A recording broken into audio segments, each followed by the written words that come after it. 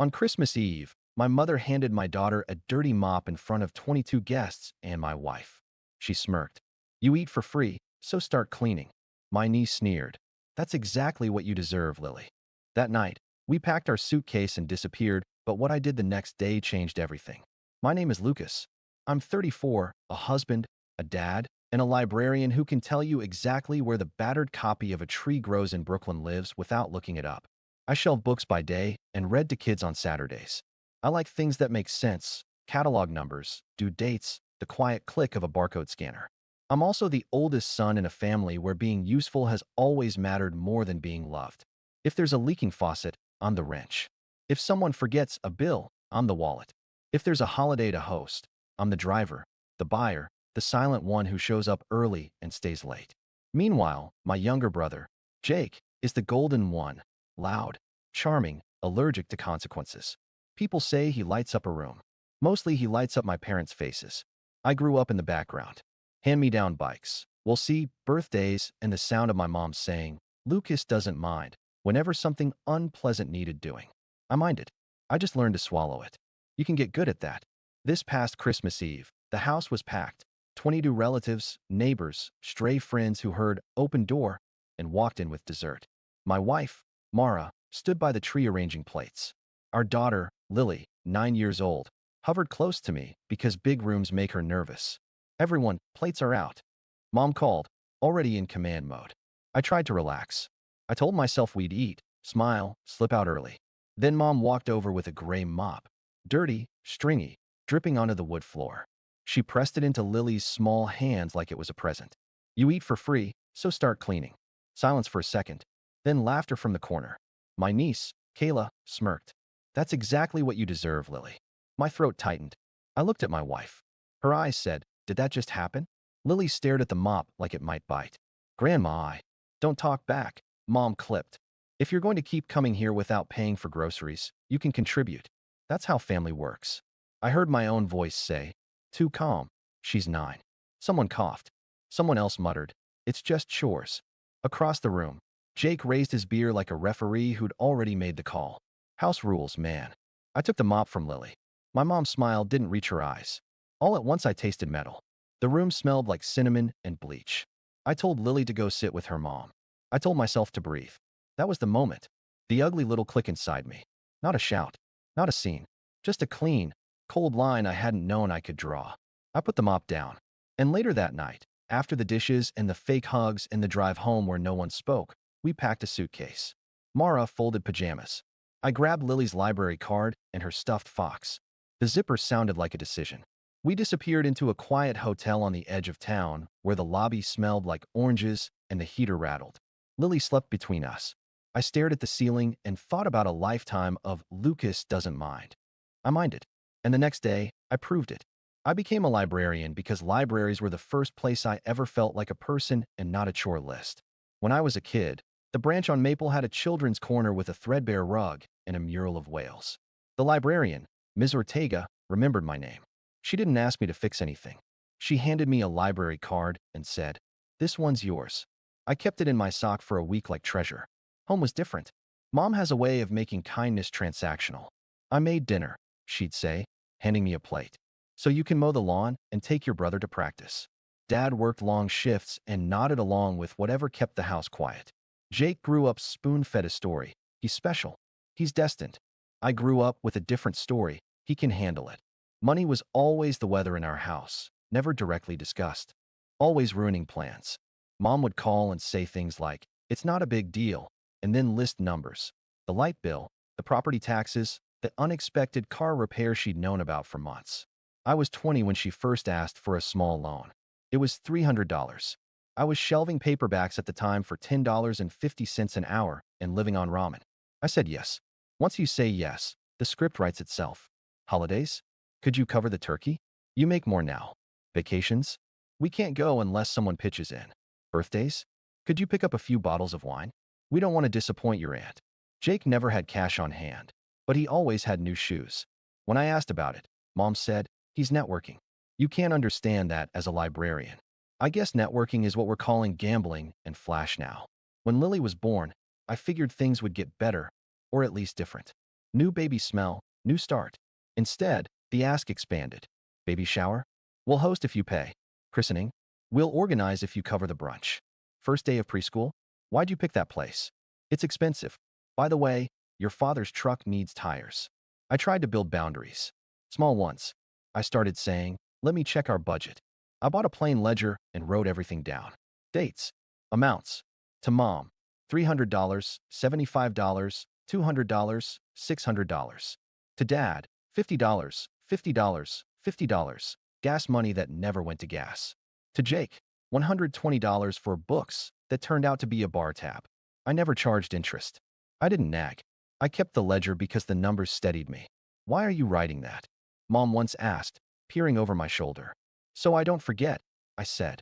You don't trust family? I didn't answer. The truth felt dangerous. Mara saw the pattern early. She grew up in a house where her parents argued in whispers and paid their own bills. She asked gentle questions. Is this sustainable? Where's the line? I said things like, it'll calm down, and they're just stressed. I told myself that's what good sons do. Keep the peace, keep the lights on, keep swallowing. Then came the phone plan. Years ago, Mom asked if we could add her and Dad temporarily to our family plan to save everyone money. Just for a month or two, she said. That was 48 months ago. Then she added Jake. Then Kayla needed data for school. I said yes because I could afford the extra $85. Then the bill crept up. Streamers, games, international charges from a weekend Jake took to Cabo. When I brought it up, Mom said, you act like we're strangers. When I paused the streaming add-ons, she called me sobbing. You disconnected your father's health app. He doesn't have a health app. He watches fishing videos. The small humiliations piled up, ordinary and heavy. Thanksgiving. Mom put Jake at the head of the table and said, my son keeps us afloat. And everyone clapped like an audience cue. Lily asked me in the car, don't you keep us afloat, Daddy? I changed the subject to pumpkin pie. 2 months before Christmas, I helped Mom sort the guest list. It read like a fundraiser. Neighbors, cousins, that lady from church who collects sparkle sweaters. It will be potluck, Mom said, and then texted me a potluck list with assignments. 6 pies, a ham, sparkling water, ice, extra chairs, napkins, a tablecloth, the nice set of cutlery. We'll pay you back, she wrote. She didn't. I added the numbers to the ledger and closed it because writing $642.83 didn't change anything. I thought I could push through Christmas. Smile for Lily. Ignore the digs. Keep the machine oiled. Christmas Eve taught me something ugly and simple. If you don't set the price of your dignity, someone else will set it for you. So when Mom shoved a dirty mop at my kid and Kayla sneered like she'd seen a TikTok about class, I saw the ledger in my head flip to a new page. Not red ink. Not revenge. Just a page with a single line, stop. That night in the hotel, Mara lay awake staring at the dark.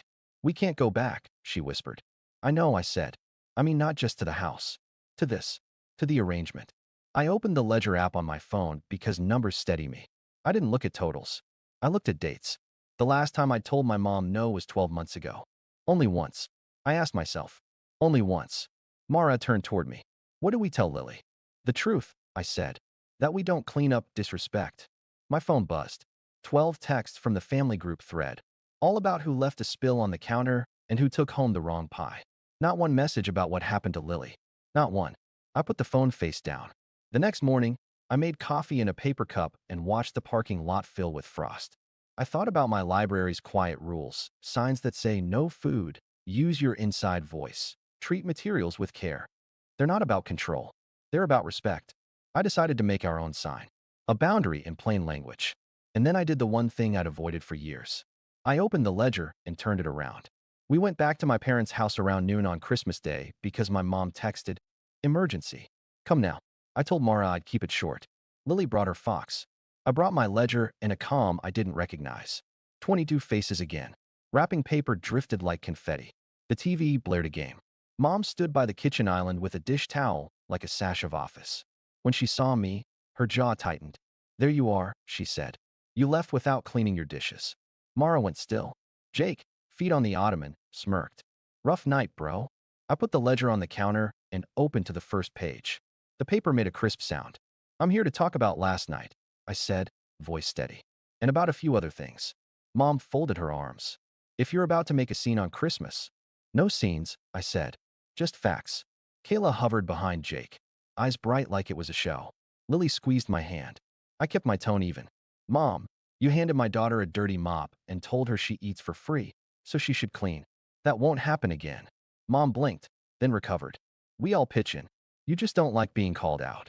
Pitching in isn't the same as humiliation, I said. And we pay for plenty. Jake snorted. Here we go. He looked at the ledger. What is that, homework?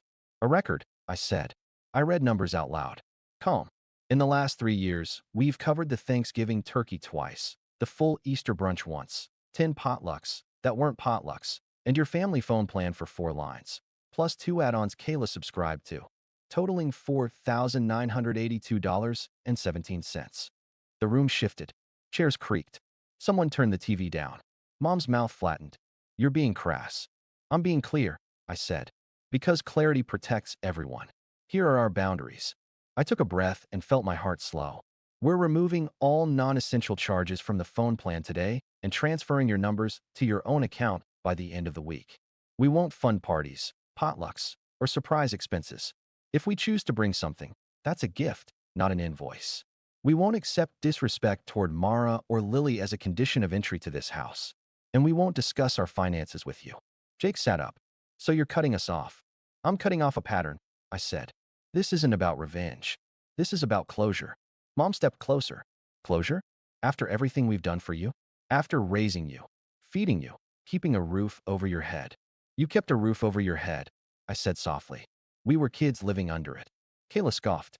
He's sensitive. Mara's voice was quiet but firm. Enough. Mom pointed at Lily. Children help. That's how families work. Children help by learning, I said. You handed her a filthy mop in front of 22 people to make a point about who pays. That's not helping. That's shaming. Jake's smirk faded. You think you're better than us because you read books for a living? I don't think I'm better than anyone, I said. I think we deserve respect. Mom's face changed. The sweetness drained. If you walk out now, don't expect us to call. Don't expect favors. Don't expect a seat at this table. I'm not asking for favors, I said. I'm asking for peace. She laughed sharp. You won't last without us. I closed the ledger. We lasted while carrying you. We'll be fine setting it down. For a long breath. No one spoke. The tree lights flickered. Lily's fingers loosened around mine. I lifted our coats. Mara helped Lily into hers. Mom's final swing landed where she always aims.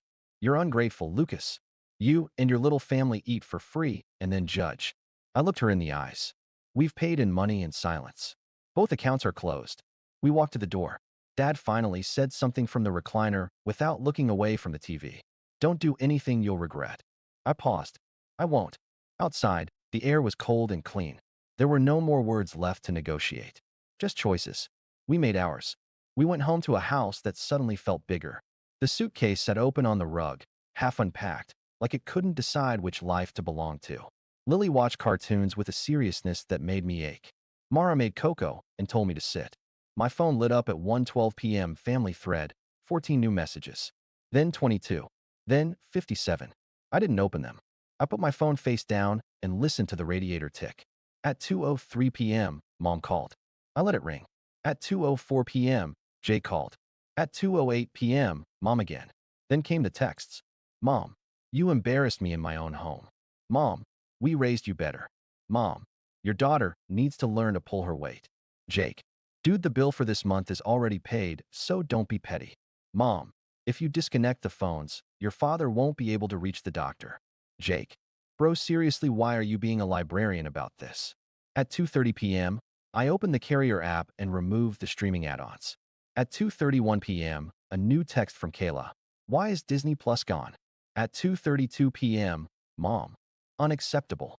At 2:33 p.m., me. We're transferring the lines this week. You'll have your own account. 3 dots. Then, so that's how you treat family. Mara touched my arm. You're doing the right thing. I nodded. My hands were shaking, so I did what I always do. I wrote.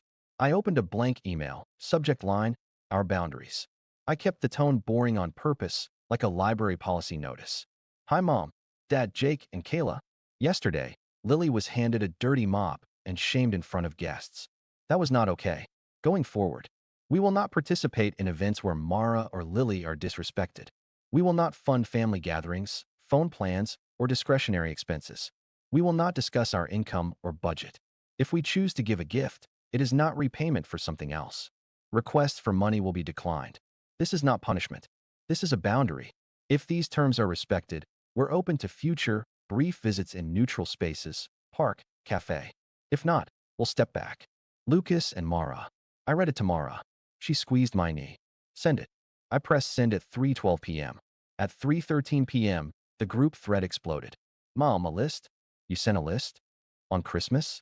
Jake, LOL Park Cafe. You think you're too good for your own house. Mom, you always were cold like your father's side. At 3:20 p.m., a new text popped up from Aunt Rose, the only relative who ever asks Lily about her book club at school. Saw the mop thing. I'm sorry. You did the right thing. At 3:24 p.m., Mom again. If you're so angry about money, why don't you just send an invoice? The mean laugh I didn't want slid up my throat. I took a breath and didn't reply. At 3:39 p.m., my phone buzzed 28 times in 2 minutes. Missed calls. I switched to Do Not Disturb. Around 5 p.m., Lily climbed into my lap, cocoa mustache on her face. Am I in trouble? She asked. No, I said. You are not in trouble. You did nothing wrong. Grandma said we eat for free. I felt Mara's eyes on me. I kept my voice soft. We always pay our way. Sometimes we pay with money. Sometimes with time. Last night someone tried to make you pay with your pride. We don't do that. She thought about it. Like the sign at the library? Yeah, I said. Like the sign at the library. We made grilled cheese and played a board game and watched a silly movie. It felt like a new religion. Small quiet things that aren't for show. At 9:10 p.m., my dad called. I stepped into the hallway and answered. His voice was low. Your mother's upset. I know. You didn't have to make a public thing. I stated facts. A long pause.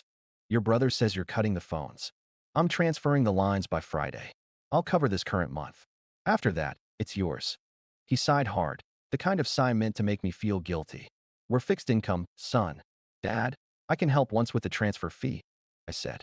But I'm not going to carry a plan for 4 adults who call us selfish. Another pause. Your mother says you embarrassed her. Dad, I said, keeping the calm even when my chest burned. She embarrassed my daughter. He didn't answer. When he did, his voice was tinier. You know how your mother gets. I do, I said. That's why I wrote it down. We hung up with a truce made of silence. At 10:02 p.m., Kayla posted a story, a black screen with white letters, "Some people don't know gratitude," and tagged me. I didn't respond. Instead, I opened Lily's bedtime book. She picked Matilda. We took turns reading. When we got to the part where Matilda realizes adults can be wrong, Lily glanced up at me like she was testing a theory. Is it okay if I don't go back to Grandma's for a while? She asked. It's more than okay, I said. We're choosing where it's safe to be small. The next morning, this is the part that changed everything. I did something I hadn't done in 12 years. I walked into my manager's office at the library and requested a week off. Family stuff, I said. She nodded and told me to take the time. Then I sat at a table near the window, opened my laptop, and wrote a letter. Not to my mother. To myself. A policy. Lucas Family Policy version 1.0. We do not pay for access to love. We do not accept humiliation as currency. We do not defend basic boundaries with essays. We repeat the rule once and leave. We answer only messages that are respectful and specific. We keep receipts for our own clarity, not to weaponize. I printed it, taped it inside the kitchen cabinet next to the cereal. At 11:21 a.m., I called the phone carrier and moved the lines. The rep read disclosures. When I hung up, my phone started buzzing again.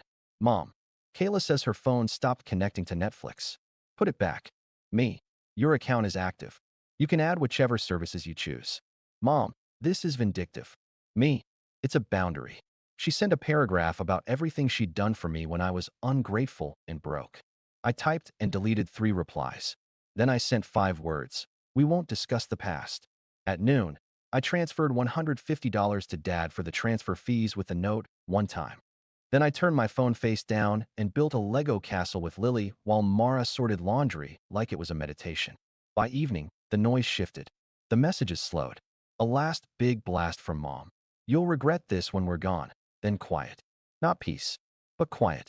That night we sat around the small dining table with a cheap candle in a jam jar and ate spaghetti. Lily told us about a girl at school who hisses when she's mad.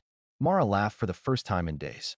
It felt like stepping off a moving walkway and finding your own feet again. A week passed. Then 2. The group thread shrank without me feeding it. The calls dropped from 15 a day to 2 to none. Every time I doubted myself, I opened the cabinet and reread the policy. It didn't fix the ache, but it fixed my posture. On the third Wednesday, Aunt Rose invited us to the park. No agenda, no strings. Lily ran with her cousins. Rose sat on the bench and said quietly, "Sometimes your mother mistakes control for love." I nodded. "Sometimes I mistake endurance for love," I said back. I kept expecting a big cinematic apology from my mother. It never came. Instead, a small thing happened that meant more. The library branch hosted family story time. We do a simple thing at the end. Each kid writes one thing they're proud of on a paper star and sticks it on a big blue poster. Lily wrote, in huge letters, "I said no to a mean thing, and my dad backed me up." She stuck her star at the top, hands high. I swallowed hard behind the desk. Mom finally texted, 3 weeks after Christmas. "We'll do a small dinner next month. Just immediate family. No drama. You bring dessert." I read it twice. Old me would have caved. New me saw the hook. I replied, "Thanks for the invitation. We're not available. Happy to meet at a cafe for an hour next month. If not, we'll see you another time." 3 dots. Then nothing. Here's what I learned. Boundaries feel mean when you've been raised to think your worth is your usefulness. The first week, I shook. The second week, I grieved. By the third, I started building little routines that were mine. I made pancakes with Lily every Sunday. I took Mara on a $7 coffee date and left my phone in the glove box. I fixed our own leaking faucet and didn't tell anyone. Did the money change? Yes. We saved an extra $312 the first month without surprise, potlucks, and app charges. But the bigger shift wasn't numbers. It was air. The house felt breathable. Lily's laugh was louder. Mara's shoulders dropped. Jake sent a final text in February. "You went nuclear over a mop." I typed back. "I went honest." He replied with an eye roll emoji. I didn't answer. I don't hate him. I just don't carry him. Sometimes I think about that exact moment. Dirty gray strings dripping on my kid's hands, and I feel a flash of heat. Then I picture the sign on the library wall. "Treat materials with care." We're people, not materials, but the rule still stands. So here's my moral, written plain for anyone who needs it. I won't pay for a seat at a table that serves humiliation. I won't let my daughter learn that love is a bill you settle by shrinking. I won't explain my boundaries to people who profit from misunderstanding them. I'll say the rule once. I'll leave when it's broken. This isn't revenge. This is closure. And tonight, when Lily asks for another chapter and Mara passes me the cheap candle, and the house is quiet in the best way, I know exactly how to answer the next invitation that comes with a mop.